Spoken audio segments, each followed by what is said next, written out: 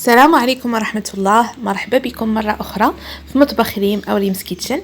اليوم إن شاء الله جيتكم بوصفة جديدة اللي هي ميني بسطيلة وبسيطلات صغيورين اللي كنحضروهم في أي مناسبة، جاو عندنا شي ضياف أو لا بمناسبة رمضان اللي راه على الأبواب. إن شاء الله يدخلوا علينا بالصحة والسلامة يا ربي.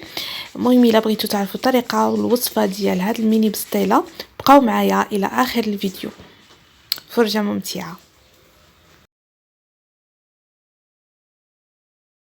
فنبداو على بركه الله. ناخذ واحد الاناء نضيفوا له كيلو ديال دقيق الفورس، ملعقه صغيره ديال سكر سنيده وملعقه صغيره ديال الملحه طبعا كتبقى على حسب الذوق. كنجمعوا بالماء اللي يكون دافي او لا بارد، فماشي ضروري يكون دافي. ما استعملناش هنايا خميره ديال العجين. غادي نحاولوا نجمعوا العجينه غير باصابع اليد بدون ما ندلكوها، وما نطلقوش العجينه بزاف، ما تكونش مطلوقه وما تكونش ناشفه في نفس الوقت، تكون ما بين وما بين، حيت غادي نخليوها ترتاح بعد الوقت وغادي تطلق معانا. هنا كما شفتوا بلا ما كندلكها، من بعد كنجمعها وكنضيف ليها ملعقه كبيره من الزبده بدون ما ندوبوها. كندخلوها في وسط العجين وكنحاولوا ندلكو فوق سطح العمل بدون ما ندوبو ديك الزبده، غير هكذا قاصحه وكندخلوها في العجين. من بعد فاش غادي تجانس مع العجين فغادي تعطي العجينه ديالنا واحد الهشوشيه، وغادي نديروها في واحد ساشي او نغطيوها ببابي سلوفان ونخليوها جانبا ترتاح. نمشيو بالنسبه للحشو. غنحتاجو كميه من الدجاج وكذلك البصله، غنحتاجو نصف كيلو بصل وقبطه ديال المعدنوس والقزبر مخلطه. كنغسلوها ونستقطروها من قبل. كناخذوا واحد الطنجره نضيفوا لها زيت المائده والدجاج وناخذوا لها شوار، كنضيفوا لها البصل وكذلك القزبر والمعدنوس، غادي نطحنوه مزيان. وبالنسبه للبصل فكتبقى الكميه على حسب الدجاج. الا استعملتوا كميه كثيره من الدجاج فضروري ما تزيدوا كميه البصل وكذلك من القزبر والمعدنوس. غادي نطحنهم بهذا الشكل كما غتشوفوا معايا، وغادي نضيفهم على الدجاج اللي عندنا في الطنجره ونضيفوا لهم التوابل في الاخير.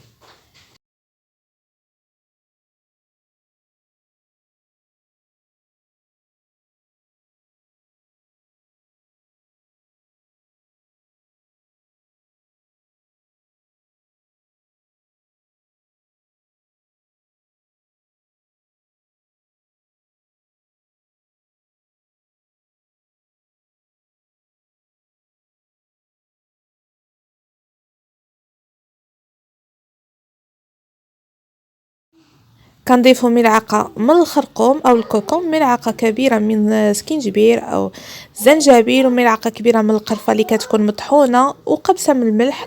الملحه كتبقى دائما على حسب الكميه ديال الدجاج او على حسب الذوق. كنضيفوا جميع التوابل ونرويو بالماء اللي يكون بارد، ونغطيو الطنجره ونخليوها كطيب على نار مهيله مده نصف ساعه.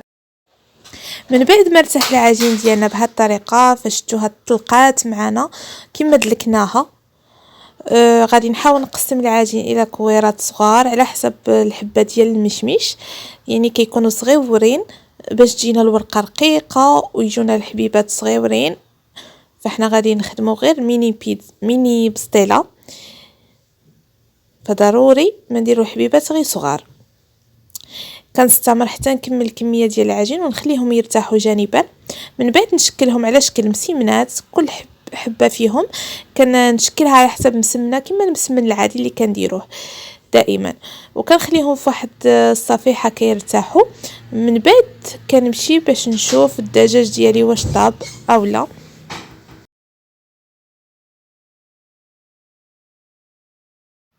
من بعد ما طاب معنا الدجاج فغادي نحاول نهزو بصفايه، نخليه نستقطرو من ديك المرق ديالو.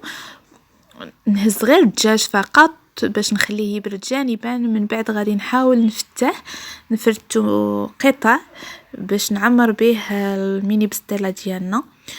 وبالنسبه للمرق فغادي نضيف له البيض على حسب الكميه ديال المرق اللي عندنا، ممكن 3 ممكن 6 ديال البيضات على حسب الكميه.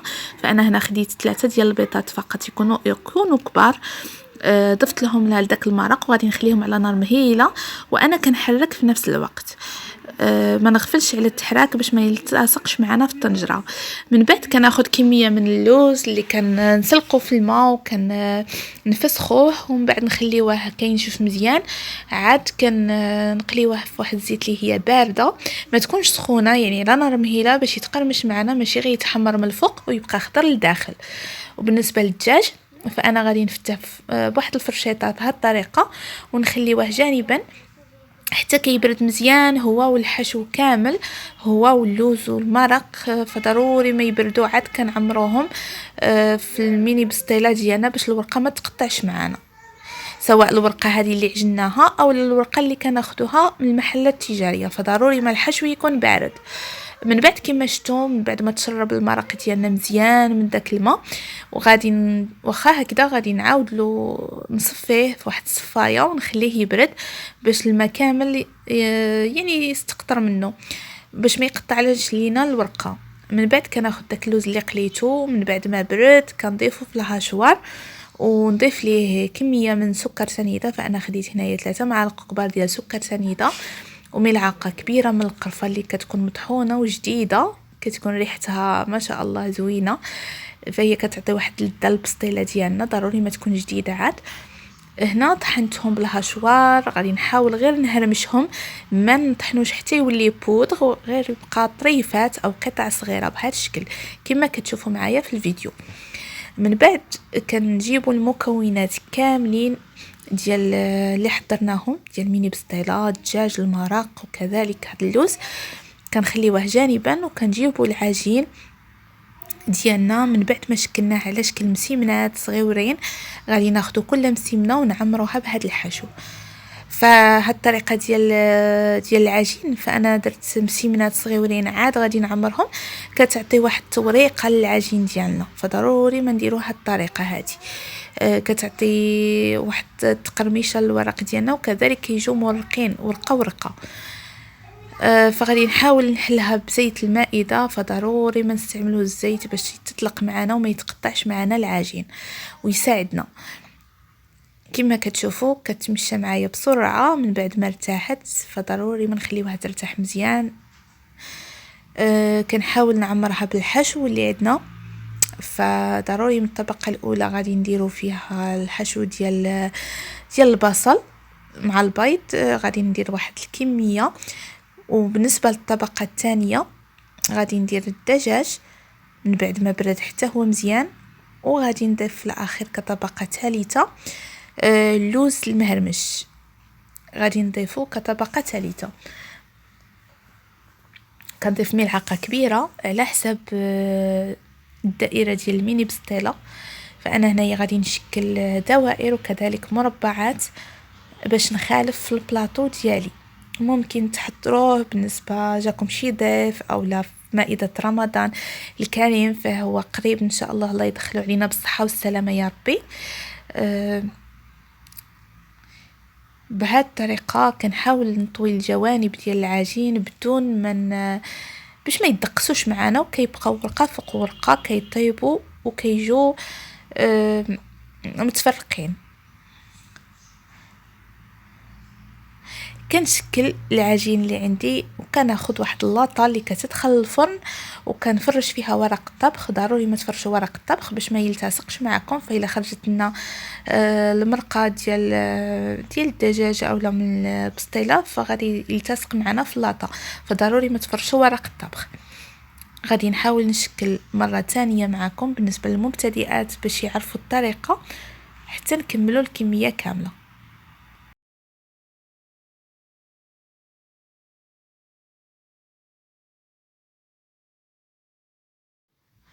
فانا هنا حاولت نجرب معكم المقطع بهذه الطريقه باش ما نجيش ثقيله في الفيديو عليكم.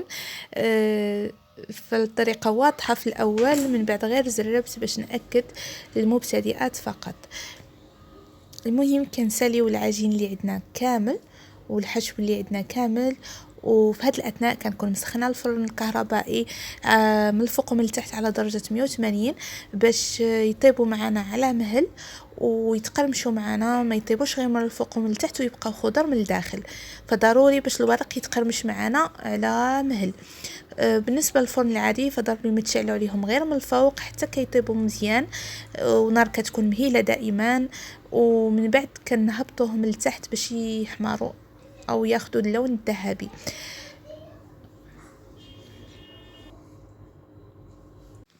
من بعد كناخذ اصفر بيضه، من بعد ما ساليت الكميه كامله ديال العجين ناخذ اصفر بيضه نضيف ليها شويه ديال الحليب، كندهن به الوجه ديال الميني بسطيله اللي عندنا باش يعطوا هذاك اللون اللي يكون ذهبي وزوين في نفس الوقت.